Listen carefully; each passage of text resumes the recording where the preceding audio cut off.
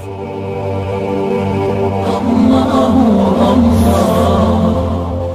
باللہ من الشیطان اللعین الرجیم بسم اللہ الرحمن الرحیم رب اشرح لی صدری ویسر لی امری واحلل عقدۃ من لسانی یفقهوا قولی ان اللہ وملائکتہ یصلون علی النبی یا ایھا الذین آمنوا صلوا علیہ وسلموا تسلیما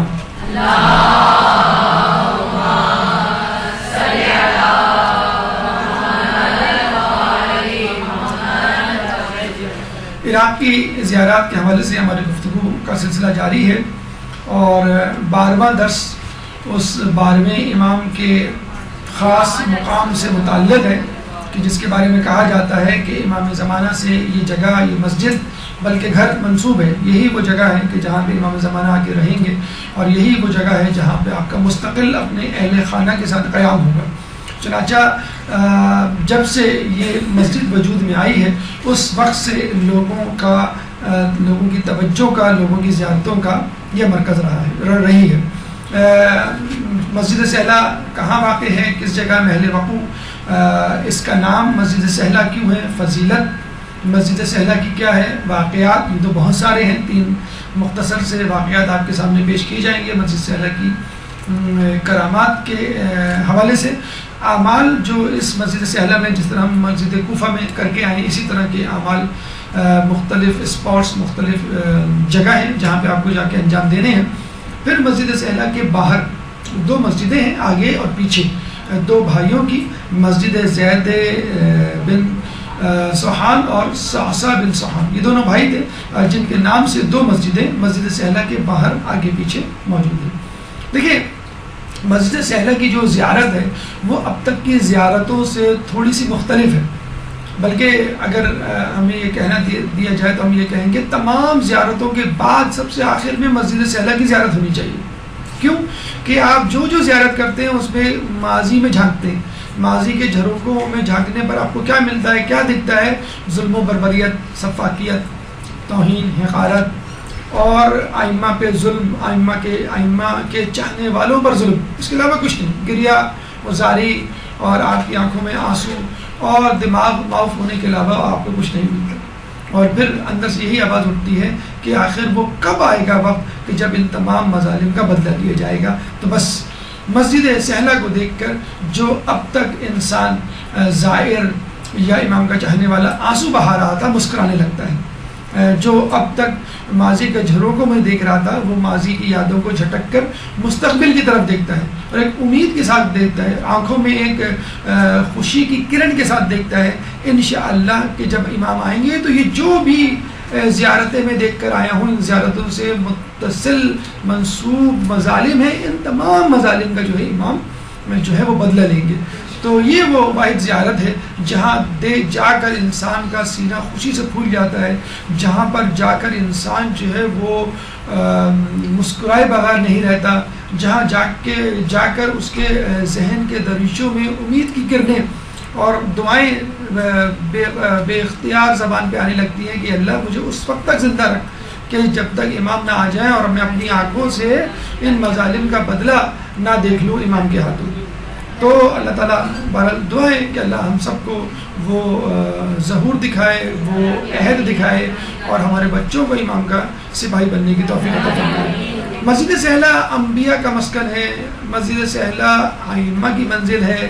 کوئی نبی ایسا نہیں گزرا کہ جس نے یہاں عبادت نہیں کی ہو، اور ائمہ میں سے بھی لوگوں نے یہاں پر رک کے عبادت کی اور اس کو شرف قبولیت بخشا ہے. محل وقوع کی اگر ہم بات کریں تو نجف سے 10 کلومیٹر دور شمال مشرق میں مسجد سہلہ واقع ہے اور خود مسجد کوفہ سے 2 کلومیٹر دور شمال مغرب میں. تو اگر آپ ڈائریکٹ نجف سے آ رہے ہیں تو 10 کلومیٹر کا فاصلہ ہے، اور مسجد کوفہ کرنے کے بعد عموماً جاتے ہیں لوگ تو وہاں سے 2 کلومیٹر. عموماً آج کل جو صورتحال ہے وہ یہ ہے کہ وہاں کا آپ الگ سے ایک دن یا وقت رکھ لیتے ہیں، یا پھر مسجد کوفہ کچھ صبح یا شام میں جو ہے مسجد سہلہ، کیونکہ بہرحال مسجد کوفہ جیسے تھکا دینے والے اعمال تو نہیں ہیں، لیکن تقریباً آدھا یا 75% تھکاوٹ یا ٹائم کنزیومنگ جو ہے وہ زیارت ہے مسجد سہلہ کی. کہتے ہیں کہ جن 4 مقامات کو امام سے نسبت ہے ان میں وادی سلام میں موجود مقام امام زمانہ ہے، مسجد سہلہ خود، حلہ اور مسجد جمکران. یہ 4 مقامات ہیں جن کے بارے میں کہا جاتا ہے کہ اسٹرانگلی ریکمینڈڈ ہے، اسٹرانگلی جو ہے روایتوں میں آیا ہے کہ امام کہیں ملے نہ ملے لیکن آپ کو ان 4 جگہوں میں، اور ان 4 جگہوں میں بھی سب سے زیادہ مسجد سہلہ کا تذکرہ ہمیں ملتا ہے کہ جہاں پر امام کو دیکھا گیا ہے اور جہاں پہ امام سے زیارت ملاقات جو ہے وہ ممکن ہے. وجہ تسمیہ اس کا نام مسجد سہلہ کیوں ہے؟ سادہ سا جو ہمیں واقعہ ملتا ہے کہ سہیل نامی شخص نے، جس کا تعلق جو ہے بنو ظفر سے تھا، بنو ظفر کی برانچ عبد القیس سے تھا، اور عبد القیس جو شاخ تھی وہ اسی جگہ رہا کرتی تھی. تو بنو ظفر نے، سہیل نامی شخص نے آ کے اس مسجد کو بنایا تھا، اور یہ جگہ بہت ویران تھی اور یہاں پہ سرخ ریت کی جو ہے وہ مٹی پائی جاتی تھی. اس کے علاوہ کہ یہ سہیل نامی شخص نے بنائی تھی اس لیے اس کو مسجد سہلہ کہتے ہیں. یہ بھی کہا جاتا ہے کہ جو کام اور جگہوں پر مشکل ہو وہ یہاں پر آسان ہو جاتا ہے.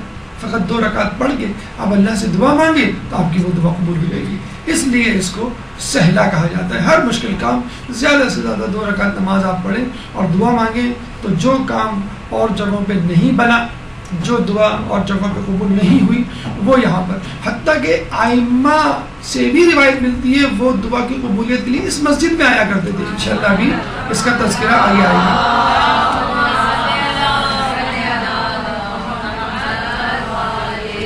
فضیلت کے حوالے سے مختلف ائمہ کے مختلف اقوال اور ہر قول ایک دوسرے کی تائید کرتا ہوا مولا علی سے جو ہمیں روایات ملتی ہیں. مولا فرماتے ہیں کہ کوفے میں موجود 4 اہم مسجدوں میں ایک اہم ترین مسجد مسجد سہلہ ہے. مسجد کوفہ ہم نے پڑھی، مسجد کوفہ کی زیارت کی، تاریخی پس منظر فضائل ہم نے سنے پڑھے، لیکن مولا فرماتے ہیں مسجد سہلہ مسجد کوفہ سے کسی طرح کم نہیں.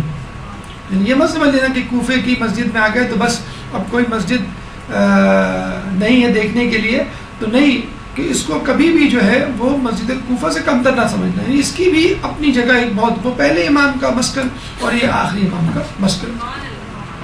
چھٹے امام امام جعفر صادق علیہ السلام اللہ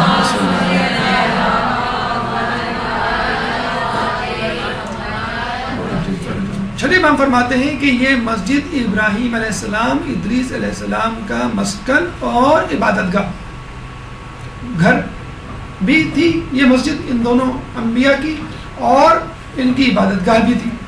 اور پھر روایت میں یہ بھی ملتا ہے کہ یہی وہ جگہ ہے کہ جہاں پہ حضرت خضر حضرت موسیٰ سے ملاقات کے لیے ملے، اور حضرت موسیٰ نے پھر ان کی رہنمائی میں کچھ سفر طے کیا، اور وہ جو 3 واقعات اور 3 سوالات اور 3 جوابات ہمیں تاریخ میں ملتے ہیں وہ سفر موسیٰ علیہ السلام کا اسی جگہ سے، یعنی ملاقات امام خضر وہ اسی جگہ ہوئی.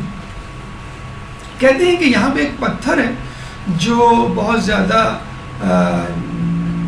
معتبر مقدس ہے اور اس میں انبیاء کی تصویریں ہیں. اسی طرح کے ایک پتھر کی روایت ہمیں خود کوفہ، یہ کوفے کی تصویر ہے، کوفے کے حوالے سے ملتی ہے کہ یہاں پر ایک پتھر ہے جہاں پر انبیاء کی تصویریں موجود ہیں، لیکن کہاں ہیں، کس طرف ہیں، کس جگہ ہیں، اس کا جو ہے ہنوز نہیں معلوم کسی کو. اور خود امام زمانہ کا مسکن اور آنے والے دنوں میں اللہم صلی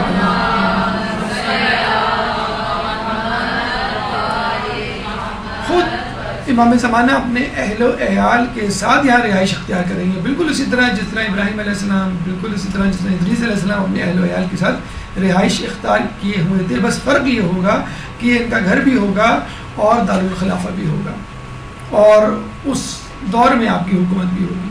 کہتے ہیں کہ جو مسجد سہلہ میں قیام کرے، قیام کا مطلب رکے، ٹھہرے، بیٹھے یا کھڑا ہو، عبادت کی بات نہیں ہو رہی، جو چند لمحات یا چند منٹ کے لیے، چند دنوں کے لیے، کچھ پہروں کے لیے یہاں پر قیام کرے، اس کی مثال بالکل ایسی ہے کہ جس نے رسول اللہ کے ساتھ قیام کیا، جو رسول اللہ کے ساتھ موجود ہوا. پھر یہ بھی کہا ہے امام نے اتنی ساری فضیلتیں گنوانے کے بعد، کوئی مومن دنیا میں ایسا نہیں کہ جس کا دل مسجد سہلہ کے ساتھ اٹکا ہوا نہ ہو، لتھی نہ ہو، جس کے دل میں مسجد سہلہ کی تڑپ نہ ہو، کہ اللہ مجھے وہ مسجد دکھا دے، وہ زیارت جو ہے دکھا کر میری آنکھوں کو اور ان کی بینائی کو اور تیز کر دے۔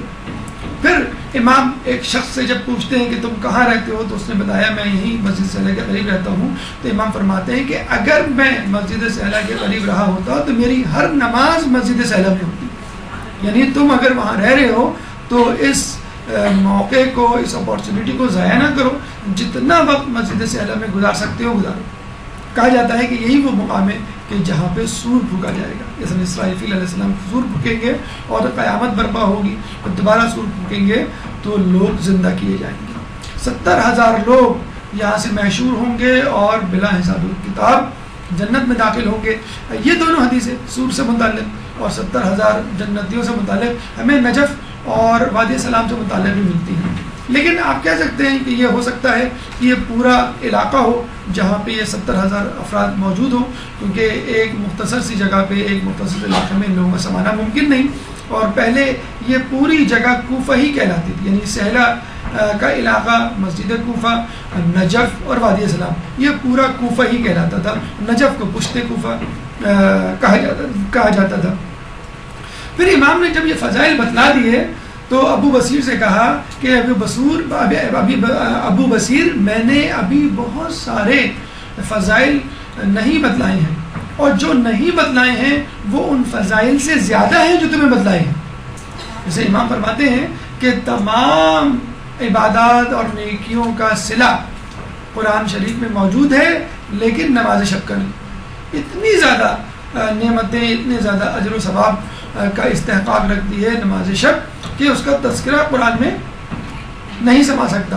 اس کے لیے الگ سے اللہ تعالیٰ نے احادیث میں رسول اللہ کو رحمہ کو تاکید کی ہے۔ اسی طرح مسجد سہلا کے جتنے بھی فضائل بتائے جائیں اس کے فضائل مکمل طور پہ نہیں بیان کیے جا سکتے، حالانکہ امام نے اپنے طور پہ مکمل کوشش کی ہوگی کہ میں زیادہ سے زیادہ فضائل بتاؤں، لیکن ابھی بھی اتنے فضائل ہیں کہ جو لوگوں کو نہیں معلوم اور وہ زیادہ ہیں۔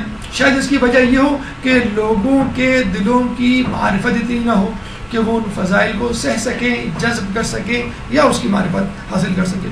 تو جتنے آپ کو معلوم ہے اس سے آپ اندازہ لگا لیجئے کہ مزید فضائل کتنے زیادہ ہوں گے۔ اچھا، پھر ابو بصیر نے فوراً یہ کہا یا امام کیا امام زمانہ یہی ہر وقت یہی رہتے ہیں؟ تو آپ نے کہا ہاں، بلا شبہ آپ نے کہا کہ ہاں۔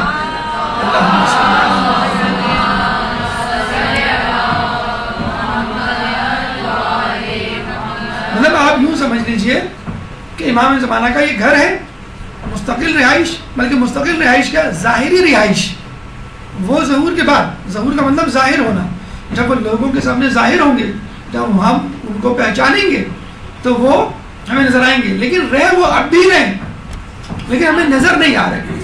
تو ابو بصیر سے جب ابو بصیر نے کہا کہ کیا امام زمانہ ہر وقت یہی رہتے ہیں؟ تو آپ نے کہا ہاں۔ اس کا مطلب کیا ہوا؟ امام موجود رہتے ہیں، مسجد سہلا میں ہوتے ہیں، وہ ان کا گھر ہے، کیوں نہ رہیں، لیکن ہماری نظروں سے اوجھل ہے کیونکہ ہم وہ چشم معرفت نہیں رکھتے۔ ورنہ جن لوگوں نے امام زمانہ کو دیکھا ہے انہوں نے روایت و نقل کیا ہے کہ ہم نے اپنی آنکھوں سے دیکھا ہے، اور یہ وہ بہترین جگہ ہے، بہترین مقام ہے، سب سے زیادہ امکان اگر پایا جاتا ہے امام زمانہ کے ملنے کا تو وہ یہی مقام ہے۔ پھر ہمارے پانچویں امام محمد باقر علیہ السلام،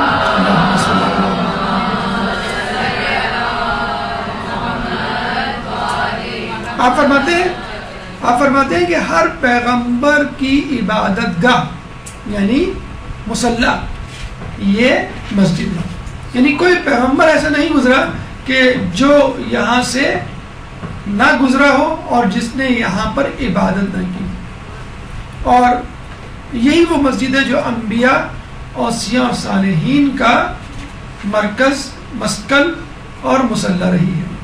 اور باقاعدہ مسجد سہلا میں ایک کونا ہے جس کا بھی ہم زیارت ابھی آپ کو کروائیں گے، وہ کونا انبیاء، اوصیاء اور صالحین کا کونا کہلاتا ہے۔ ویسے تو ادریس علیہ السلام، ابراہیم علیہ السلام اور دیگر لوگوں کے ناموں سے منسوب کونے اور مقامات موجود ہیں، لیکن ایک عمومی طور پر جس کو ہم سب سے آخر میں دیکھتے ہیں، جس کو ہم سب سے آخر میں جا کر درک کرتے ہیں اور وہاں عبادت کرتے ہیں، نماز پڑھتے ہیں، سب سے آخر میں یہ وہ کونا ہے جو انبیاء، اوصیاء، صالحین ان کا نام معین نہیں ہے، لیکن یہ ضرور معلوم ہے کہ یہاں پر اس کونے پر انبیاء اور اوصیاء اور صالحین نے جو ہے وہ عبادت کی ہے، نماز پڑھی ہے۔ بہت آسان، بہت ہی واضح اور بہت زیادہ خوش کر دینے والا اجر جو آپ کو خود اس دنیا میں مل جائے گا، وہ کیا ہے کہ جو شخص مسجد سہلہ میں 2 رکعت نماز پڑھتا ہے اس کی عمر میں 2 سال کا اضافہ ہو جاتا ہے۔ تو جو شخص بیماری میں مبتلا ہو، جو شخص نا امیدی میں مبتلا ہو، کسی حادثے کی وجہ سے یہ سمجھتا ہو کہ اب میں زیادہ نہیں جیوں گا، اور ویسے بھی زیادہ جینے کا یا طویل عمر ہونے کا کس کو شوق نہیں ہوتا، تو یہاں پہ نماز پڑھیے اور جتنی آپ عمر چاہتے ہیں اس حساب سے ان نمازوں کو ادا کیجیے، انشاءاللہ اللہ تعالیٰ آپ کی عمر میں ہر 2 رکعت کے عوض 2 سال کا اضافہ کر دے گا۔ واقعات میں یہ بتاتے چلے کہ ہر کام کے لیے ایک عمل ہوتا ہے، اگر آپ وہ عمل پابندی سے انجام دیں تو وہ کام، وہ معجزہ، وہ کرامت رونما ہو جاتی ہے۔ تو مسجد سہلہ میں اور مسجد کوفہ میں اور روضہ امام حسین کے حوالے سے، تینوں جگہوں کے حوالے سے ہمیں چلہ یا 40 کے عدد کے اعتبار سے عمل ملتا ہے۔ اگر آپ اس کو انجام دیں تو امام سے ملاقات ہوگی۔ مسجد سہلہ میں 40 شب بدھ، اگر آپ شب بیداری کریں، عبادت کریں مسجد سے شب بدھ، تو انشاءاللہ آپ کی ملاقات امام سے ممکن ہے۔ اسی طرح امام حسین علیہ السلام کے روضے پہ اگر آپ 40 شب جمعہ شب بیداری کریں تو انشاءاللہ امام سے ملاقات ممکن ہے۔ اسی طرح مسجد کوفہ میں 40 شب جمعہ، تو 40 شب جمعہ مسجد کوفہ یا روضہ امام حسین میں، یا 40 شب بدھ مسجد سہلہ میں عبادت کرنے پہ یا شب بیداری کرنے پہ انشاءاللہ آپ کو امام سے ملاقات کا شرف حاصل ہوگا۔ اس میں 3 واقعات آپ کی نظر کرتے چلے، ورنہ بہت سارے واقعات کتابوں میں موجود ہیں۔ سید مہدی بیر العلوم، جیسے کہ ہم نے آپ کو بتایا تھا، اتنے مقدس، اتنے پاک باز، اتنے عالم شخصیت کہ لوگوں کو شک ہوا کرتا تھا کہ خود آپ امام زمانہ تو نہیں۔ ان کے بارے میں ملتا ہے کہ ایک دفعہ مسجد کوفہ سے نکلے شب جمعہ، تو ان کو جانا تھا نجف درس لینے کے لیے، تو انہوں نے سوچا کہ میں پہلے مسجد سہلہ جا کے مسجد سہلہ کی زیارت کر لوں اور پھر جاؤں نجف، لیکن پھر سوچنے لگے کہ مجھے دیر نہ ہو جائے اپنے درس کے لیے اور میرے طلباء کا درس نہ چھٹ جائے۔ اب آدھا دن ان کا مسجد سہلہ کی طرف تھا کہ اس کی زیارت کر لوں، اتنی دور آیا ہوں، اور آدھا دن جو ہے ان کا نجف کی طرف تھا کہ وہاں بچے طلباء جو ہے میرا انتظار کر رہے ہوں گے۔ ابھی یہ سوچ ہی رہے تھے کہ ایک آندھی آئی اور وہ ایک پتے کی طرح اڑتے ہوئے مسجد سہلہ آ گئے اور وہاں پہ آ کے مسجد سہلہ میں زیارت کی۔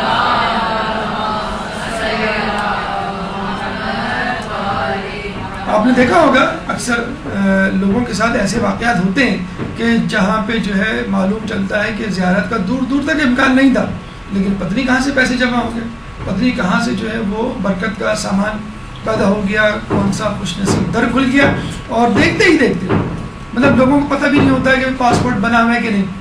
وہ اس وقت کھول کے دیکھ رہے ہوتے ہیں، ہمارا ڈرا کو دیکھ رہے ہوتے ہیں کھول کے، ہمارے پاس پاسپورٹ موجود بھی ہے کہ نہیں، ایکسپائر ہے کہ نہیں، اور پاسپورٹ آفس بھی جاتے ہیں، وہاں بھی بہت سارے کرامات اور کشف ہوتے ہیں۔ مطلب یہ نہیں ہے کہ آپ اس کی زیارت کے لیے پہنچ جائیں پاسپورٹ آفس، جو زیارتوں پہ جا رہے ہوتے ہیں انہوں نے بہت سارے واقعات سنائے ہیں کہ ہم نے بہت کچھ سنا تھا پاسپورٹ آفس کے بارے میں کہ وہاں رشوت چلتی ہے، وہاں پہ پاسپورٹ بنانا بڑا مشکل ہوتا ہے، اگر بنا بھی لیں تو بعض وقت مہینوں لگ جاتے ہیں۔ تو لوگوں نے باقاعدہ یہ واقعات سنائے کہ جب زیارت کا ہوا ہے تو اتنی جلدی سب کچھ ہوا کہ ہمیں پتہ بھی نہیں چلا کہ کب ہم جو ہے وہ پاسپورٹ آفس پہنچے، کب پاسپورٹ ہمارے ہاتھ میں آیا، اور دن وہ دیا کرتے تھے 15 دن، ہفتے میں آ جایا کرتا تھا، کبھی وہ کہتے تھے 7 دن تو 3 دن میں مل جایا کرتا تھا۔ کہاں سے پیسوں کا بندوبست ہوا اور کس طرح بعض وقت لوگوں نے بتلایا ہے کہ پیسے کم پڑ رہے تھے اور کسی رشتہ دار سے بات ہوئی، اس نے پتہ نہیں کیوں اتنے پیسے دی تھے وہ مکمل ہو گئے۔ تو یہ سب بلاوا ہے، یہ سب توفیقات خدا بندی ہے، اور یہ خود سب کچھ آپ کے خلوص سے شروع ہوگا۔ اگر آپ دل میں خلوص باندھ رہے کہ مجھے جانا ہی ہے تو انشاءاللہ سید مہدی بیر العلوم کی طرح اللہ تعالیٰ ایک آندھی پیدا کرے گا، جو دوسروں کے لیے تو آندھی ہوگی لیکن آپ کے لیے طی العرض کا سامان پیدا کر دے گا۔ اسی طرح ایک عالم دین سید قزوینی تھے، ان کے صاحبزادے سید جعفر، انہوں نے کہا کہ بابا مجھے یقین نہیں آتا کہ امام زمانہ جو ہے وہ اس مسجد میں ہوں گے. مسجد سہلا میں کھڑے ہوئے تھے. تو کہتے ہیں کہ آپ جو ہے وہ فوراً اٹھے, یعنی ان کے والد صاحب, اور گئے اور مقام امام زمانہ کے پاس جا کر انہوں نے جو ہے وہ نیت باندھی, 2 رکعت نماز پڑھی. جیسی نماز ختم کی, ایک بزرگ آئے, ان سے مصافحہ کیا, بات کی, تھوڑی سی گفتگو ہوئی اور چلے گئے. جب واپس پلٹے تو ان کے بیٹے صاحب نے کہا یہ کون تھے؟ کہ یہی تو تھے امام زمانہ.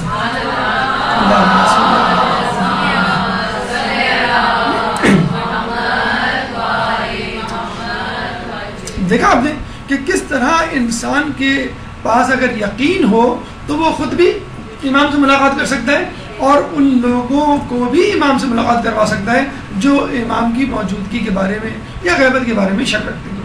اسی طرح ایک شخص کے بارے میں ملتا ہے کہ اس کو اپنی باپ سے بڑی محبت تھی, بہت بڑا خدمت گزار تھا باپ کا, اور دنوں رات اس کہتے ہیں کہ وہ ایک ٹانگ پہ کھڑا رہ کے باپ کی خدمت کیا کرتا تھا, کبھی بھی باپ سے غافل نہیں ہوتا تھا, لیکن شب بدھ مسجد سہلا میں گزارتا تھا. ان دونوں کام وہ پابندی سے کرتا تھا, باپ کی خدمت بھی اور پورے ہفتے میں ایک رات کے لیے بس شب بدھ وہ جایا کرتا تھا مسجد سہلا. اچھا, لوگوں نے دیکھا کچھ عرصے بعد اس نے مسجد سہلا بھی جانا بند کر دیا. لوگ گھبرا گئے, پریشان ہو گئے کہ کیا خدا نخواستہ اس کے دل سے امام کی محبت نکل گئی یا مذہب اہل بیت سے خارج ہو, کیا مسئلہ ہے. اور باپ کی خدمت میں مسلسل لگا رہا. تو لوگوں نے پوچھا کہ تم بڑے نیک متقی پرہیزگار ہو اور تم بڑی پابندی سے جایا کرتے تھے اور باپ کی خدمت بھی کیا کرتے تھے, لیکن اب کچھ عرصے سے تم نے شب بدھ جانا چھوڑ دیا. تو اس نے بتایا کہ مجھے جب سے یہ پتہ چلا تھا کہ شب بدھ 40 اگر وہاں گزاریں تو امام سے ملاقات ہوگی, تو میں نے پابندی سے جانا شروع کیا. جب 39 شب بدھ ہو گئی اور 40ویں شب بدھ کا وقت آیا تو اس دن اس رات میرا باپ بیمار پڑ گیا اور مجھے بڑا افسوس ہو رہا تھا, بہت پریشان تھا میں کیا کروں. لیکن میں نے کہا کہ کچھ دیر کی تو بات ہے, میں جلدی برق رفتار گھوڑے پہ سوار ہو کے چلا جاؤں گا اور جلدی سے زیارت کر کے واپس آ جاؤں گا. آخری بدھ تھا, میں نے پھر دوبارہ مجھے جو ہے وہ 40 بدھ کے لیے اعمال کرنے پڑتے. تو یہ رات کو جو ہے وہ اپنے گھر سے نکلا گھوڑا دوڑاتے ہوئے, جیسے جا رہا تھا رستے میں اس نے دیکھا کوئی اس کا پیچھا کر رہا ہے. اچھا, وہاں پہ اس زمانے میں زیارتوں کے حج کے قافلوں کو لوٹا جاتا تھا, لوگوں کو معلوم ہوتا تھا کون سا قافلہ کہاں سے گزر رہا ہے. اگر کوئی اکیلے گزر رہا ہو تو بڑی آسانی سے لٹ لیا جاتا تھا. تو جب اس نے دیکھا کہ کوئی میرا پیچھا کر رہا ہے, اس نے اور تیز بھگانا شروع کیا. تو پتہ چلا کہ اس شخص نے بھی تیز بھگانا شروع کیا اپنے گھوڑے کو. پھر اس کا احساس ہو گیا کہ میں اس سے نہیں بچ سکتا, چنانچہ وہ رک گیا. تو وہ شخص اس کے قریب آیا, کوئی بزرگ شخصیت کہنے لگے کہ تم کہاں جا رہے ہو؟ کہنے میں مسجد سہلا جا رہا ہوں. کیوں جا رہا ہوں؟ یہ اعمال کرنے, مجھے آج آخری بدھ ہے. تمہارے والد کہیں کہ میرے والد گھر پہ. کہنے اچھا تمہارے پاس کچھ کھانے کو ہے؟ ایک دم سے اس میں انہوں نے موضوع بدلا. کہ نہیں میرے پاس کچھ کھانے کو نہیں ہے. کہنے تمہارے جیب میں کچھ موجود ہے دیکھو. تو انہوں نے نکالا, اپنا جیب میں ہاتھ ڈالا تو اس میں سے کشمش نکل آئی جو اس نے اپنے بچے کے لیے خریدی تھی. تو وہ بڑا پریشان ہوا کہ ان کو کیسے معلوم. تو پھر اس بزرگ شخصیت نے کہا کہ جاؤ فوراً اور اپنے باپ کی خبر لیں اور اپنے باپ کو یاد رکھو. یہ سننا تھا. تھوڑی دیر گزری, اس نے سر جھکایا, پتہ چلا کہ وہ شخصیت غائب ہو گئی. پھر اس کو یہ احساس ہوا کہ یہی تو تھے امام زمانہ. اس کے بعد سے اس نے کہا کہ اب میں شب بدھ بھی باپ کی خدمت میں گزاروں گا. اب یہ واقعہ ان لوگوں کے لیے باعث عبرت ہے, ایک مثال ہے جن کے پاس پیسے نہیں ہیں زیارت کے. ماں باپ تو ہیں, اگر پیسے نہیں ہیں زیارت کے تو آپ کے پاس ماں باپ تو موجود ہیں, آپ ان کی خدمت کر لیجئے, امام کی زیارت کا ثواب آپ کو مل جائے گا اور انشاءاللہ امام کی بھی زیارت ہو جائے گی. ایک درود پڑھ دیں محمد علیہ.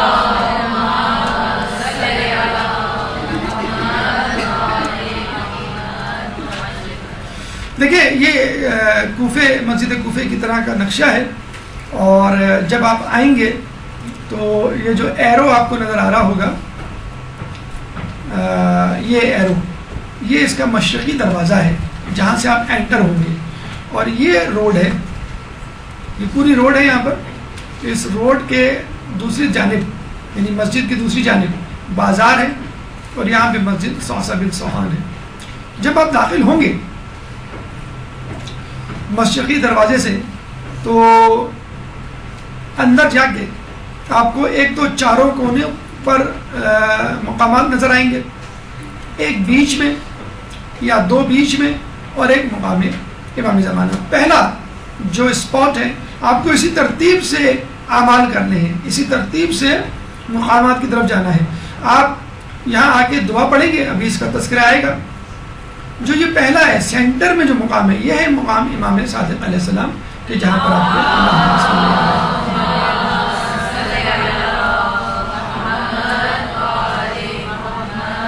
یہاں پہ نماز پڑھنی ہے اور اذکار کرنے، اس کا تذکرہ بھی آئے گا. پھر جو ہے یہ دوسرا مقام ہے مقام حضرت ابراہیم، تیسرا مقام مقام ادریس، اس کے بعد چوتھا مقام مقام حضرت خضر، اور پھر پانچواں مقام مقام انبیاء صالحین. یہ 4 مقامات کرنے کے بعد آپ دوبارہ صحن میں جائیں گے، اور صحن میں جو امام صادق کا ستون ہے چبوترا، اس سے آگے الٹے ہاتھ پر جو ہے وہ چوتھے امام مقام امام زین العابدین علیہ السلام پہ اعمال کریں گے، اور اس کے بعد اسی ڈائریکشن میں سیدھے ہاتھ کی طرف آگے بڑھتے ہوئے مقام امام زمانہ ہے جہاں بھی جا کے آپ کو اعمال کرنے ہیں. تو اسی ترتیب سے انشاءاللہ جلدی ہم گزریں گے. یہ ہے مسجد زید بن سہان. یہ دونوں دیکھیں کتنی بڑی اللہ نے ان کو سعادت دی ہے. دونوں بھائی اور دونوں بھائیوں سے منسوب مسجدیں جو ہے مسجد سہلہ کے پاس موجود ہیں. یہ زید بن سہان ہیں جن سے منسوب مسجد جو ہے وہ مقام امام زمانہ سے آگے کی طرف ہے، اور مشرق میں صوصہ بن سہان. یہ انڈر کنسٹرکشن ہے، بلکہ دونوں ہی مسجدیں انڈر کنسٹرکشن ہیں. انشاءاللہ جب بن جائے گی اور زیادہ انشاءاللہ یہ سہلہ جو ہے وہ وسیع ہو جائے گی اور وہ اس میں احاطے میں شامل ہو جائے گی انشاءاللہ. مستطیل شکل ہے لیکن بہت زیادہ مستطیل شکل نہیں ہے، تقریباً مربع ہے. 125 بائی 120 میٹر اس کا ایریا ہے، یعنی لمبائی 125 میٹر اور چوڑائی جو ہے 120 میٹر. 17,500 مربع میٹر کا یہ پورا ایریا ہے. اس کی جو دیواریں ہیں وہ 22 میٹر کی ہیں. 3 دروازے ہیں. ایک مینار 30 میٹر بلند ہے جو کہ مرکزی دروازے کے ساتھ مشرقی جانب موجود ہے. جب آپ مسجد سہلہ میں داخل ہوں گے تو وہ وقت بدھ اور جمعرات کی درمیانی شب کا ہونا چاہیے، یعنی بدھ گزر گیا ہو اور جمعرات شروع ہو رہی ہو، شب جمعرات سمجھ لیجیے. جو بھی اعمال کی غرض سے زیارت کی غرض سے مسجد سہلہ جائے تو وہ اس دن کو یاد رکھے، اور اس دن میں بھی مغرب اور عشاء کے درمیان جو ہے وہ داخل ہو. اور دعا ہے بسم اللہ و باللہ و من اللہ، جو آپ کی زیارتی کتابوں میں مل جائے گی. دیگر اذکار ہیں جو آپ کو مسجد میں داخل ہونے سے پہلے کرنے ہیں، جیسے مسجد کوفہ میں ہم نے کیے تھے، جیسے ہم نے نجف کی زیارت کے وقت کیے تھے، بلکہ نجف کے شہر میں جب ہم داخل ہو رہے تھے اس وقت کے اعمال اسی طرح میں داخل ہونے سے پہلے. اب ایک ایک کر کے جب آپ نے دعا پڑھ لی داخل ہونے کی، اب آپ ایک ایک ستون پہ ایک ایک جگہ پہ آپ جائیں گے مقام پر اور وہاں کے اعمال انجام دیں گے. سب سے پہلے آپ سینٹر میں آئیں گے مقام امام صادق. یہ بالکل سینٹر میں ایک چبوترا ہے بہت بڑا سا کہ جہاں پہ لوگ موجود ہوتے ہیں. اس چبوترے کے آگے بالکل محل وقوع اس کا موجود ہے چھٹے امام کا.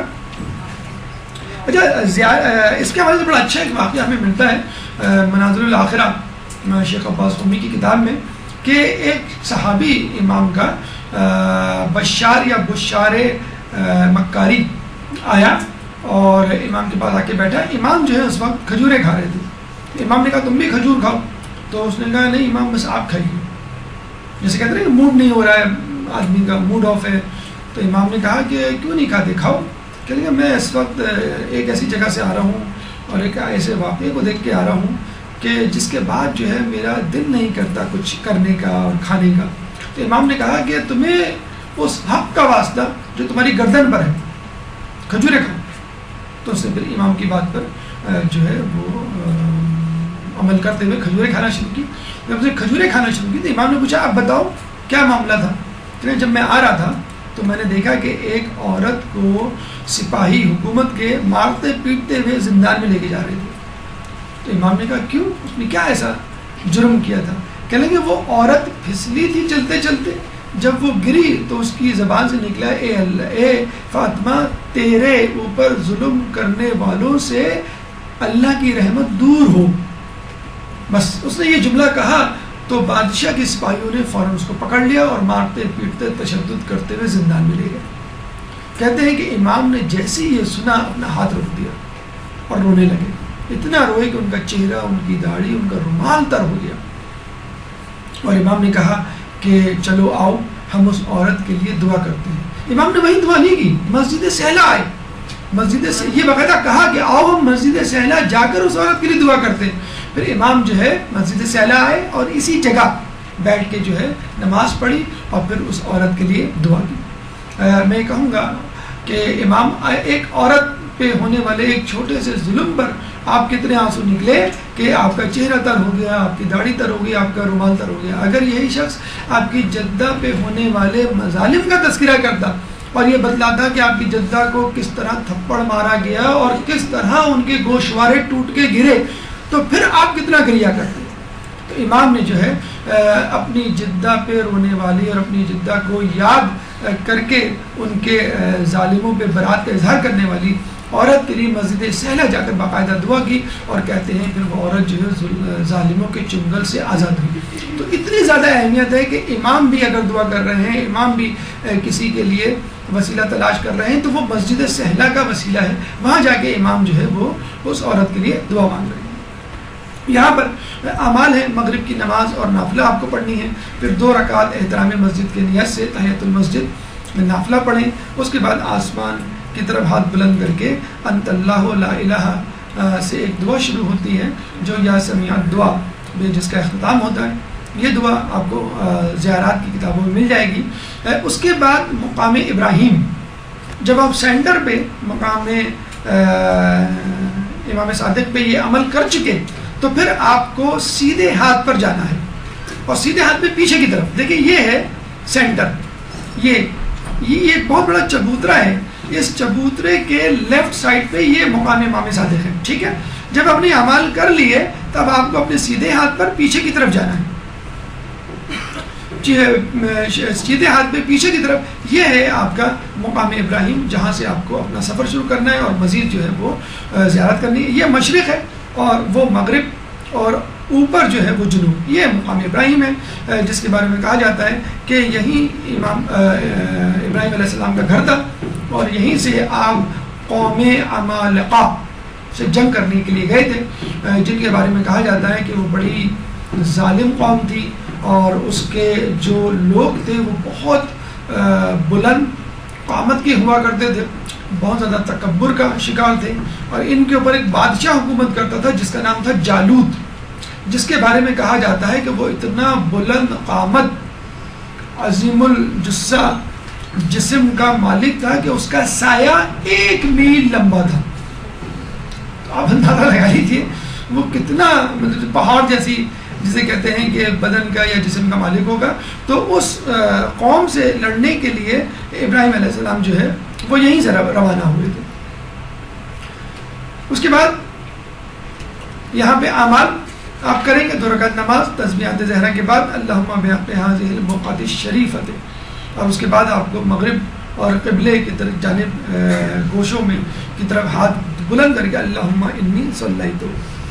یہ بات ہمیشہ یاد رکھیں، جب بھی آپ کوئی عمل کریں، ذکر کریں، نماز پڑھیں یا زیارت کے مقام پر متعینہ اذکار کو انجام دیں، تو اس زیارت سے متعلق شخصیت کے بارے میں ضرور سوچیں، اور وہاں سے ایک عہد کر کے اٹھیں کہ یہاں پر یہ واقعہ ہوا، یہاں پہ یہ شخصیت آئی، اور اس شخصیت کا خاصہ یہ تھا، چنانچہ اب میں بھی کوشش کروں گا اس شخصیت کی پیروی میں اس خصوصیت کو، اس قابلیت کو اپناؤں۔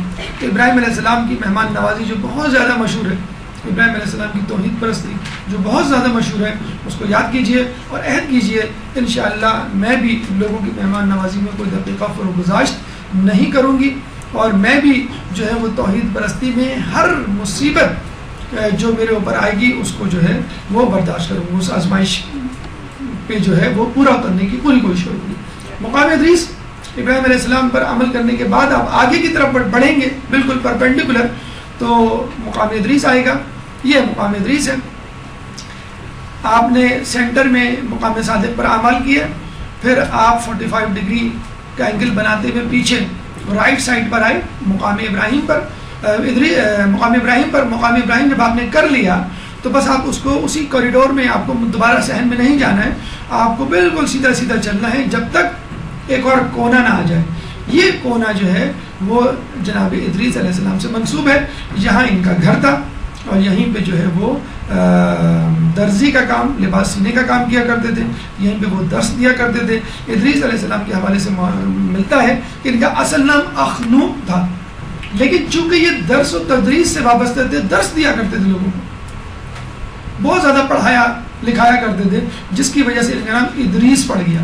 اور دوسرا اہم جو واقعہ ان کے حوالے سے یا خدمت ملتی ہے کہ سب سے پہلے قلم انہوں نے ایجاد کیا، اسی طرح لباس انہی کی ایجاد ہے۔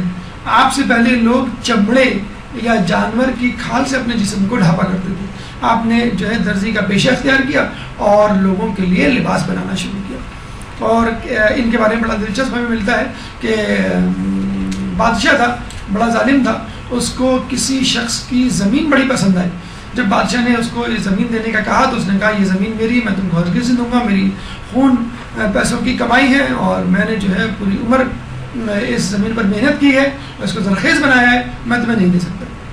بادشاہ جو ہے یہ سن کر غصے میں واپس آ گیا اور اپنی ملکہ اپنی زوجہ کو جب بتایا تو اس ملکہ نے کہا کوئی ایسا مسئلہ نہیں ہے، یہ مسئلہ بڑی آرام سے میں حل کر سکتی ہوں، تم جو ہے وہ 50 افراد کو تیار کرو اور 50 افراد کو کہو کہ اس کو پکڑ کے گرفتار کر کے تمہارے پاس لائیں اور وہ تم سے یہ کہیں کہ تمہارے خلاف سازش کر رہا ہے۔ جب 50 گواہی تیار ہو جائے تو تم اس کو بغاوت کے جرم میں قتل کر دو، جب تم قتل کر دو گے تو اس کی زمین کے مالک خود بخود بن جاؤ گے۔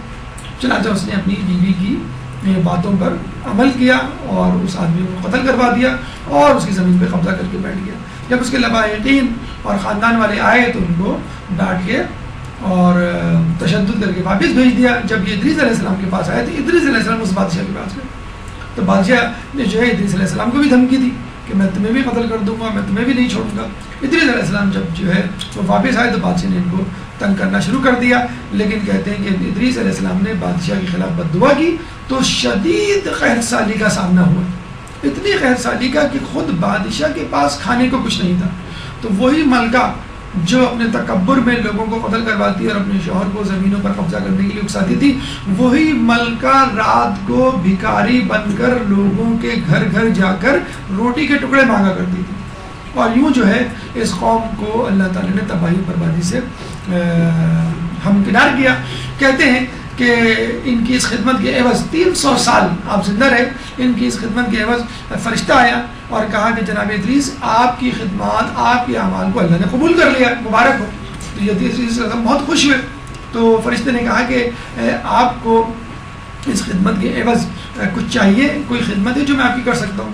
تو دیکھیے اس کے بدلے میں ادریس علیہ السلام گھر مانگ سکتے تھے، جائیداد مانگ سکتے تھے، مویشی مانگ سکتے تھے، کچھ بھی مانگ سکتے تھے، لیکن ادریس علیہ السلام نے کہا میں چاہتا ہوں کہ اللہ نے جو میرے اعمال قبول کیے ہیں اس کی اعمال کی قبولیت کے شکر میں اپنی تمام عمر گزار دوں، اور میں چاہتا ہوں کہ قیامت تک زندہ رہوں اور کبھی نہ مروں، تاکہ یہ شکر کرنے کا لطف اٹھاتا رہوں۔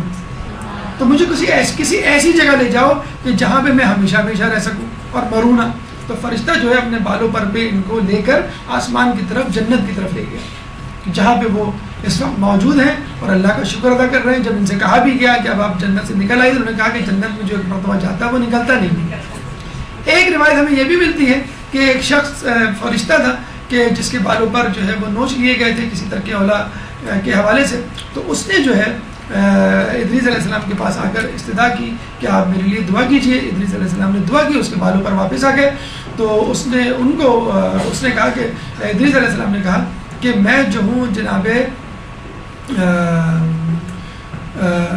ان کو جو آپ کے روح قبض کرنے والے فرشتے ہیں اسرائیل علیہ السلام کو دیکھنا چاہتا ہوں، کیونکہ ان کا روب اور حیبت بہت ہے میرے اوپر، میں چاہتا ہوں ان کو دیکھوں تاکہ میرا ان کا سارا روب اور حیبت ختم ہو جائے۔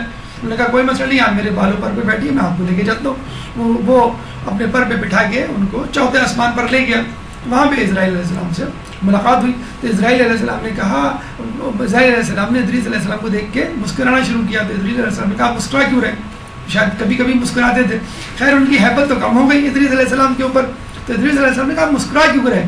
کہ لیے میں سوچ رہا ہوں کہ اللہ تعالیٰ نے مجھ سے کہا ہے، ابھی کہا ہے کہ تم ادریس کی روح ابھی قبض کرو، اور میں پریشان کہ چوتھے آسمان سے تیسرے آسمان کا فاصلہ 500 سال، پھر تیسرے سے دوسرے آسمان کا فاصلہ 500 سال، پھر پہلے آسمان تک 500 سال، پھر زمین تک 500 سال. میں 500 مطلب مجھے جو ہے وہ 2000 یا 2500 سال لگ جائیں گے ادریس تک پہنچتے ہوئے، اور خود ادریس کا تو ناممکن ہے یہاں آنا. تو اس لیے میں آپ کو دیکھ کے مسکرا رہا ہوں. اللہ نے جو ہے میری مشکل آسان کر دی اور پھر ان کی روز جو ہے وہ قبض کر لی. لیکن بہرحال یہ کافی زیادہ ہمیں ملتا ہے جو روایتوں میں کہ ادریس علیہ السلام اور خضر عیسیٰ علیہ السلام یہ دونوں آسمانوں میں زندہ پیغمبر ہیں، اور الیاس علیہ السلام اور خضر علیہ السلام یہ دو پیغمبر زمین میں زندہ ہیں. خضر علیہ السلام کا تعلق نہر اور پانی میں لوگوں کی رہنمائی سے ہے جو بھٹک جاتے ہیں یا ڈوبنے والے ہوتے ہیں، اور الیاس علیہ السلام کا تعلق خشکی میں بھٹک جانے والے لوگوں کے حوالے سے ہوتا ہے. رسول اللہ خود الیاس علیہ السلام سے طائف کے سفر میں ملے تھے. جب طائف کے لوگوں نے رسول اللہ کو بہت تنگ کیا تھا، ان کا جوتا خون سے بھر گیا تھا، تو یہ گئے تھے اس مقام پر جہاں پہ الیاس علیہ السلام تھے، اور باقاعدہ الیاس علیہ السلام کے ساتھ بیٹھ کے کھانا بھی کھایا تھا. تو الیاس علیہ السلام جو ہے خشکی میں لوگوں کی مدد پہ معمور ہے، اور خضر علیہ السلام جو ہے وہ دریا پہ. اور اس کا تذکرہ سورہ مریم میں اللہ تعالیٰ نے 57 میں کیا ہے، وَرَفَعْنَاهُ مَكَانًا عَلِيًّا، کہ ہم نے جو ہے ان کو یعنی ادریس علیہ السلام کو ایک اعلیٰ مقام کی طرف اٹھا لیا. 2 رکعت نماز اور اس کے بعد اللہم انی صلیت حاضی والی دعا ہے جو آپ کو پڑھنی ہے. جب یہاں پر آئیں تو یہ پیغام لے کے اٹھے، یہ عہد کر کے اٹھے کہ مجھے درس و تدریس میں اپنی زندگی گزارنی ہے، مجھے لوگوں کو اچھی باتیں بتاتے ہوئے زندگی گزارنی ہے، لوگوں کی مدد کرنی ہے، اور ہر حالت میں اللہ کا شکر ادا کرنا ہے. چوتھا مقام خضر ہے جو الٹے ہاتھ پہ آپ کو ملے گا. جب آپ جناب ادریس کا مقام کر لیں گے تو بالکل الٹے ہاتھ پہ آپ جائیں گے تو آخر کونے میں حضرت خضر علیہ السلام. ان کا اصل نام تھا ابو العباس بلیلہ بن ابن ملکان. اچھا سوال ہے، کچھ کمپٹیشن میں پوچھنے کے لیے جب جو ہے فیصلہ نہ ہو پا رہا ہو کہ کس کو جتوانا ہے، تو ابو العباس بلیلہ بن ملکان یہ ان کا اصل نام ہے. خضر اس لیے پڑھا کہ یہ جہاں بیٹھتے ہیں وہاں سبزہ اگاتا ہے ان کی برکت سے. اور علم کے حوالے سے کہا گیا ہے کہ جب پوچھا گیا آپ کو اتنا علم کیسے حاصل ہوا، تو انہوں نے کہا کہ گناہوں سے بچنے کے سبب. اور آپ جو ہے کچھ لوگوں کے مطابق نبی نہیں ہیں کیونکہ ان سے کسی امت کی اصلاح کا واقعہ ہمیں تاریخ میں نہیں ملتا. بہرحال یہ بات ہے کہ آپ کا علم جو ہے موسیٰ علیہ السلام سے زیادہ تھا. جب موسیٰ علیہ السلام کے دل میں یہ خیال اٹھا کہ میں شاید سب سے زیادہ صاحب علم ہوں، بلکہ کسی شخص نے پوچھا بھی تھا کہ اس وقت دنیا میں سب سے زیادہ علم کا حامل کون ہے، تو انہوں نے کہا میں ہوں، کیونکہ وہ کوہ طور سے مطلب آئے تھے. گریجویشن کہہ لیں آپ، کوئی تو ہمارے یہاں کوئی امریکہ سے گریجویشن کر کے آ جائے تو جسے کہتے ہیں گردن اکڑا کے کہتا ہے کہ مجھے زیادہ علم ہے. تو ایک ہلکا سا خیال ان کے دل میں آیا کہ اب میں دنیا میں سب سے زیادہ صاحب علم ہو گیا ہوں. تو اللہ نے اس خیال کو بھی برا جانا کہ یہ بھی نہ سوچو کہ تمہارے پاس سب سے زیادہ علم ہے، چنانچہ میں تمہیں ایسے شخص سے ملاتا ہوں جو تم سے زیادہ علم رکھتا ہے. اور آپ نے دیکھا ہوگا کہ جو ان کو گفتگو تھی تو بالکل ایسا ہی ہے کہ کوئی PhD جو ہے وہ مونٹیسری لیول کے اسٹوڈنٹ کو پڑھا رہا ہے، اور وہ کہتے بھی جاتے تھے کہ دیکھو اب تم سوال نہ کرنا، اب تم سوال نہ کرنا، اب تم سوال نہ کرنا. 3 مرتبہ انہوں نے سوال کیا، انہوں نے کہا ھذا فراق بینی و بینکم، کہ اب جو ہے میرے اور تمہارے درمیان جدائی ہے، اب میں برداشت نہیں کر سکتا کہ تم نے جو ہے بہت زیادہ جو ہے مجھے ڈسٹرب کیا. کلاس میں ڈسٹرب کرتے نا بچے، تو بار بار سوال 3 مرتبہ سوال کیا کہ بس اب غلطی کی گنجائش نہیں ہے، 3 مرتبہ تم نے سوال کر لیا، اب میں اس کی وجوہات میں بدلا دیتا ہوں، اور اب جو ہے میرا تمہارے درمیان جو ہے وہ.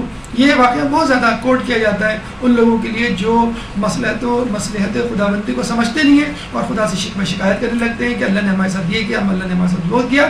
حالانکہ ہر مصیبت میں بھی اللہ کی ایک مصلحت جو ہے وہ پوشیدہ ہوتی ہے. 4 زندہ انبیاء جیسے ہم نے بتایا، حضرت عیسیٰ، حضرت ادریس علیہ السلام آسمانوں پر، حضرت الیاس اور حضرت خضر جو ہے وہ زمین پر. 2 رکعت نماز اور پھر اس کے بعد دعا اللہم ان کانت الذنوب. پیغام یہی ہے کہ علم حاصل کریں. اگر آپ چاہتے ہیں کہ علم آپ کا بڑھ جائے تو گناہوں سے پرہیز کریں، اللہ تعالیٰ خود بخود جو ہے وہ آپ کے علم میں اضافہ کر دے گا. 5واں مقام دوبارہ آپ کو یہ سرکٹ کمپلیٹ کرنا ہے. مقام صالحین پہ آ کے آپ جو ہے پہلے امام صادق پہ تھے، پھر آپ جو ہے مقام ابراہیم پہ گئے، پھر مقام ادریس پہ، پھر اس کے بعد مقام خضر پہ، اور دوبارہ اب آپ جو ہے وہ مقام انبیاء و صالحین اور اوصیاء پر آگے یہاں پہ بھی آپ کو جو ہے دعا کرنی ہے. پانچویں امام کی حدیث ہم نے ابھی آپ کو ابھی بتلائی تھی. یہ انبیاء اوصیاء اور صالحین کی منزل مقام مسجد سہلا, اور مسجد سہلا میں بھی یہ والا مقام خصوصی طور پہ جو شرقی جانب واقع ہے, مشرقی جانب انبیاء اور اوصیاء اور صالحین سے منسوب ہے. اللہم انی اسألک, 2 رکعت نماز کے بعد آپ کو یہ دعا پڑھنی ہے. اور یہاں رک کے اس ایک لمحے کے لیے سوچیں کہ جو شخص اپنے آپ کو انبیاء اور اوصیاء سے جوڑ دے, اللہ تعالیٰ انبیاء اور اوصیاء کے ساتھ اس کا نام بھی باقی رکھتا ہے. پھر چھٹا مقام امام زین العابدین ہے, جو کہ مقام امام صادق علیہ السلام سے آگے الٹے ہاتھ پر واقع ہے, اور یہ چوتھے امام سے منسوب ہے. یہ ان کی عبادت کا مقام اور مرکز اور قیام کی جگہ, اعمال 2 رکعت نماز, اس کے بعد یا من ہوا اقرب الیہ من حبل الورید کی یہ دعا جو ہے وہ آپ کو پڑھنی ہے. اور یہاں رک کے اپنے آپ سے سوال کیجئے کہ امام کی عبادت کیسی ہوا کرتی تھی, امام کے سجدے کیسے ہوا کرتے تھے, میری عبادت کیسی ہے, میرے سجدے کیسے ہیں. تو کم از کم میری عبادت میں امام کی عبادت کی جھلک تو ہو, یا کم از کم لوگ یہ کہہ تو سکیں کہ ہاں واقعی تم سید الساجدین کے ماننے والے ہو. 7واں مقام, اہم ترین مقام, خود امام زمانہ سے منسوب ہے, خود مسجد سہلا پوری کی پوری امام سے منسوب ہے, لیکن اس میں بھی ایک مقام جو کہ آپ کو امام زین العابدین کے مقام سے سیدھے ہاتھ کی طرف ملے گا, اور یوں سمجھ لیجئے یہ مقام ادریس اور مقام امام زین العابدین علیہ السلام کے درمیان میں مقام امام زمانہ واقع ہے, یعنی جہاں پر امام کو دیکھا گیا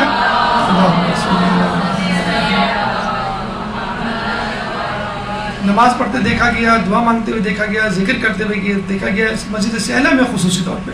تو صرف آپ کا وہاں جانا, وہاں آپ کے قدموں کا پڑھنا, جہاں پہ امام کے قدم مبارک پڑے, وہاں پہ آپ کا سجدہ کرنا, جہاں امام نے سجدے کیے اور کر رہے ہیں, اور کتنی بڑی سعادت ہے آپ کے لیے. تو یقیناً انسان کے سجدے اس قابل نہیں ہوں گے جو قبول کیے جا سکیں, یقیناً ہمارے سجدے ویسے نہیں ہوں جو امام کے تھے, لیکن انشاءاللہ جو جگہ, جس جگہ پہ ہم سجدے کر رہے ہیں اور ہمارے جسم کے حصے مس ہو رہے ہیں, اور جہاں پہ ہم اذکار کر رہے ہیں, جہاں پہ ہم دعا مانگ رہے ہیں, تو انشاءاللہ اس جگہ کی برکت سے ہماری عبادت میں اللہ تعالیٰ وہ برکت پیدا کر دے گا, سعادت پیدا کر دے گا جو قبول ہوگی, اور خود ہماری شخصیت میں بھی انشاءاللہ تبدیلی آئے گی. یہاں 2 رکعت نماز اور سلام اللہ کامل والی دعا آپ کو پڑھنی ہے, اور یہ سوچ کے یہاں پہ جائیے کہ ہم امام سے ملنے جا رہے ہیں. جب بھی ہم کسی سے ملنے کے لیے جاتے ہیں, کوئی تحفہ لے کے جاتے ہیں, مٹھائی لے کے جاتے ہیں, کیک لے کے جاتے ہیں, تو سوچیے آپ کے پاس کون سی ایسی نیکی ہے جو آپ امام کے لیے لے کے جا رہے ہیں. درود کی تحفہ, درود کا تحفہ بھی ہو سکتا ہے, درود کی ٹوکری بھی ہو سکتی ہے. اللہم صلی اللہ علیہ وسلم. لوگوں کی مدد کا حوالہ بھی ہو سکتا ہے, خود آپ کی عبادت ہو سکتی ہے, خود آپ کا علم, لیکن کوشش کریں کوئی نہ کوئی تحفہ امام کے لیے لے کے جائیں. امام میں اس عبادت کا ہدیہ ثواب جو ہے وہ آپ کو ہدیہ کرتا ہوں. یہ مسجد سہلا آپ کی ختم ہوئی, لیکن مسجد سہلا کے باہر مشرق کی جانب اور مسجد سہلا کے باہر مغرب کی جانب, دونوں جگہوں پہ 2 بھائیوں سے منسوب مسجدیں ہیں, اور اللہ تعالیٰ واقعی ان کو جزائے خیر دے, ان کے رتبات کو جو ہے بلند کرے جنت میں. یہ دیکھیں مسجد جو آپ نے دیکھا تھا مقام ادریس, اس سے باہر آپ جائیں تو یہاں پہ مسجد زید بن سوحان ہے جو انڈر کنسٹرکشن ہے, اور بہت بڑی مسجد یہ اس وقت جو ہے وہ بننے جا رہی ہے. زید بن سوحان کے بارے میں کہا جاتا ہے قطیف میں پیدا ہوئے, اور ابدال میں ان کا شمار ہوتا ہے. امام کے 4 اوتار ہیں کہ جس میں 2 اوتار جو ہیں وہ الیاس علیہ السلام اور خضر علیہ السلام ہیں, 2 کے بارے میں ہمیں نہیں معلوم. اس کے بعد 40 ابدال ہیں, یعنی ان کے نیچے, ان میں کون ہیں, ان میں کہا جاتا ہے زید بن سوحان ہیں. اس کے بعد 70 نجبہ, 40 کے بعد 70 نجبہ ہیں, اور اس کے بعد 360 صالحین ہیں, یعنی 360 صالحین, 70 نجبہ, اور اس کے بعد 40 ابدال, 4 اوتار, اس کے بعد قطب, خود امام زمانہ ہے. ان کی یعنی قطب یعنی امام زمانہ اور ان کی ٹیم سے اس وقت پوری دنیا کا نظام چل رہا ہے. اب یہ نہ سمجھیے کہ امام کا ظہور نہیں ہوا تو دنیا کا نظام کوئی اور چلا رہا ہے. دنیا کے نظام کو بگڑنے سے بچنے کے لیے، مومنین کو سب سے ہستی سے مٹانے سے بچانے کے لیے اس وقت امام یعنی جو قطب کی صورت رکھتے ہیں، امام کے نیچے ان کے جو اوتار ہیں، ابدال ہیں، نجبہ ہیں، صالحین ہیں، وہ مسلسل ٹیم ورک میں مصروف ہیں. لیکن یہ اوتار ابدال اور صالحین نجبہ یہ اپنے آپ کو ڈسکلوز نہیں کرتے، اپنی شناخت کو کبھی لوگوں کو بتلاتے نہیں ہیں. یہ بس چھپ چھپ کے کام کر رہے ہوتے ہیں. جہاں بھی آپ کو کوئی شخص ملے جو لوگوں کے بہت زیادہ کام کرتا ہو اور عموماً گمنامی کی زندگی جو ہے پسند کرتا ہو، تو بس اس پہ شک کرنا شروع کر دیں. یا تو جو ہے وہ صالحین میں سے ہے، یا جو ہے وہ ابدال میں سے ہے، اوتار میں سے ہے، نجبہ میں سے ہے، کسی نہ کسی میں سے ہوگا. لوگوں کی مدد، یہ چھٹے امام کا قول بھی ہے کہ لوگ ہمارے چاہنے والوں کو نمازوں کے اوقات اور لوگوں کی مدد سے پہچانو. بس یہی لوگ جو ہے وہ امام زمانہ کے جو ہیں وہ مددگار بھی ہیں. جمل میں آپ امام علی کی رہنمائی میں جنگ کرتے ہوئے شہید ہوئے. ان کا مزار مسجد نہیں ہے، ان کا مزار ان کا روضہ بحرین میں ہے، کیونکہ ان دونوں بھائیوں کو حاکم شام نے بحرین جلا وطن کر دیا تھا. یہاں پہ 2 رکعت نماز پڑھنی ہے جو زید بن سوحان اپنی نماز شب میں پڑھا کرتے تھے، وہ دعا پڑھنی ہے. یعنی اللہ دیکھیں کتنی بڑی برکت کی بات ہے کہ جو دعا زید بن سوحان پڑھا کرتے تھے اسی دعا کو ریکمنڈ کیا گیا ہے تم بھی اپنی نماز میں اس دعا کو پڑھیں. یہاں یہ ذکر کریں اور اپنی نماز شب کو یاد رکھیں اگر ہے. اگر نہیں ہے تو نماز شب کا احیاء کیجئے، اور اگر نہیں ہے اس کا اعادہ کیجئے اور بہتر طریقے سے اس کو انجام دینے کی کوشش کیجئے. اس کے بعد آخر میں مسجد صوصہ بن سوحان امام علی کے انتہائی قریب ساتھی میں ان کا شمار ہوتا ہے. جب آپ جاتے ہیں مسجد سہلا تو الٹے ہاتھ پہ آپ مڑتے ہیں. اگر الٹے ہاتھ پہ نہ مڑیں آپ اور تھوڑا سا آگے کی طرف جائیں اور سیدھے ہاتھ کی طرف مڑیں تو مسجد صوصہ بن سوحان آپ کو مل جائے گی. انڈر کنسٹرکشن ہے، انشاءاللہ بہت جلد یہ مکمل ہو جائے گی اس کی تعمیر. مسجد صوصہ جو ہے مسجد صوصہ بن سوحان سے منسوب ہے، اور یہ بہت پرجوش خطیب تھے مولا علی کے کلمات، قرآن کی آیات، ان کی تشریحات، ان کی تفسیر اپنی زبان میں جب وہ بیان کرتے تھے لوگوں کے سامنے تو لوگوں کو بہت اچھا لگتا تھا. خود مولا علی نے ان کو خطیب شہشہ کا لقب دیا تھا. شہشہ کا مطلب ہے چیزوں کو وضاحت سے بیان کرنے والا. جیسے ہم دیکھتے ہیں نا ایک ٹیچر ہوتا ہے، وہ کوئی بات بتا کے جاتا ہے اور جب چلا جاتا ہے تو لوگ پریشان ہوتے ہیں ٹیچر نے کیا بتایا تھا. تو جو ہونہار طالب علم ہوتا ہے وہ کھڑا ہو جاتا ہے اور بتاتا ہے کہ بھائی ٹیچر نے اس طرح بتایا تھا. تو بہت بہترین پرجوش مقرر تھے اور امام جو ان کو بہت پسند کیا کرتے تھے. اکثر امام کا جب دل گھبراتا، اداس ہوتے اور غمگین ہوتے تو کہا کرتے تھے اے صوصہ مجھے کچھ سناؤ اور مجھے شاد کرو. پھر صوصہ جو ہے کھڑے ہو جاتے تھے اور امام کے فضائل اور توحید سے متعلق جو بھی کلمات جو انہوں نے خود امام ہی سے سنے ہوئے ہوتے تھے، جو انہوں نے قرآن میں پڑھے ہوتے تھے، اپنی دلنشی آواز میں اور اپنے جو ہے وہ پر لطف کلام میں امام کو سنایا کرتے تھے. یہ بھی حاکم شام کے دور میں بحرین جلا وطن ہو گئے تھے، وہیں ان کا انتقال ہوا تھا. بحرین کا جو دارالخلافہ کیپٹل ہے منامہ، وہاں پہ جو ہے ان کی قبر مبارک ہے. کہتے ہیں کہ ایک گروہ نے اسی مسجد میں امام زمانہ کو نماز پڑھتے ہوئے دیکھا ہے اور قنوت میں اللہم یا ذل منانی والی دعا پڑھتے ہوئے دیکھا ہے. آپ بھی یہاں پہ 2 رکعت نماز پڑھیں اور یہ دعا جو ہے پڑھیں جو آپ سے منسوب ہے. پیغام ہمیں یہ ملتا ہے کہ صوصہ کی طرح بنیے تاکہ مولا بھی آپ پہ فخر کر سکیں، آپ کو لقب دے سکیں اور آپ سے کچھ سن سکیں. صوصہ بن سوحان کے بارے میں ملتا ہے کہ ان کو یہ سعادت حاصل ہے کہ آپ ان لوگوں میں شامل تھے کہ جو مولا علی کی آخری رسومات میں شریک ہوئے. امام حسن علیہ السلام، امام حسین علیہ السلام، زید ابن عباس علیہ السلام، محمد حنفیہ اور فرزندان مولا علی، یہ چند افراد تھے جو جنازے کے ساتھ چل رہے تھے اور اس میں صوصہ بن سوحان بھی تھے. انہوں نے جو ہے مٹی لے کے اپنی بالوں پہ ڈالی ہوئی تھی اور جب تدفین سے فارغ ہوئے تو آپ نے مولا کے فضائل پڑھنے شروع کیے. اس کے بعد مولا کے مصائب بتانا شروع کیے اور وہ مصائب جو ہے وہ سناتے جاتے اور خود روتے جاتے اور لوگوں کو رلاتے جاتے. جب انہوں نے اپنی مجلس ختم کی، کہتے ہیں کہ مولا کی شہادت کے بعد مولا پر جو پہلی مجلس عزا منعقد ہوئی ہے وہ صوصہ بن سوحان نے اسی وقت تدفین کے بعد پڑھی ہے اور اس کے بعد آپ حسن حسین کے قریب آتے ہیں اور ان کو دلاسا دیتے ہیں. ہم یہ کہیں گے کہ صوصہ بن سوحان تم نے دلاسا دے دیا حسن حسین کو، لیکن اس وقت کو یاد کرو کہ جب حسین کا لاشا کربلا میں موجود ہوگا اور حسین کے لاشے کے قریب ہی ایک خیمہ ہوگا جس میں بیمار کربلا موجود ہوگا، لیکن اس بیمار کربلا کو پرسہ دینے والا، اس کو تسلی دینے والا کوئی نہیں ہوگا۔ اگر کوئی آئے گا تو کوڑوں کے ساتھ آئے گا، تماشوں کے ساتھ آئے گا۔ سيعلمون الذين ظلموا أي منقلب ينقلبون على لعنة الله على القوم الظالمين۔ اللہ تعالیٰ سے دعا ہے کہ جو کچھ پڑھا اور سنا اس پہ عمل کرنے کی توفیق عطا فرما۔ اللہ تعالیٰ سے دعا ہے کہ ہم سب کو مسجد صحرا کی زیارت کرنے کی توفیق عطا فرما۔ اللہ تعالیٰ سے دعا ہے کہ ہمیں تمام مقامات مقدسہ کی زیارت کرنے کی توفیق عطا فرما، ان زیارتوں سے اپنا روحانی سفر مکمل کرنے کی توفیق عطا فرما جو ہمارے تقوی میں اضافے کا سبب بنے۔ اللہ تعالیٰ سے دعا ہے کہ قیامت کے دن ہمیں اہل بیت کی شفاعت سے بہرہ مند فرما، امام کے ظہور میں تعجیل فرما اور ہمیں ان کے انصار و اعوان میں شامل فرما۔ ربنا تقبل منا انك انت السميع العليم وتب علينا انك انت التواب الرحيم برحمتك يا ارحم الراحمين۔ اللجن اللجن اللجن اللجن يا مولا اللجن اللجن اللجن اللجن اللجن اللجن اللجن يا صاحب السماء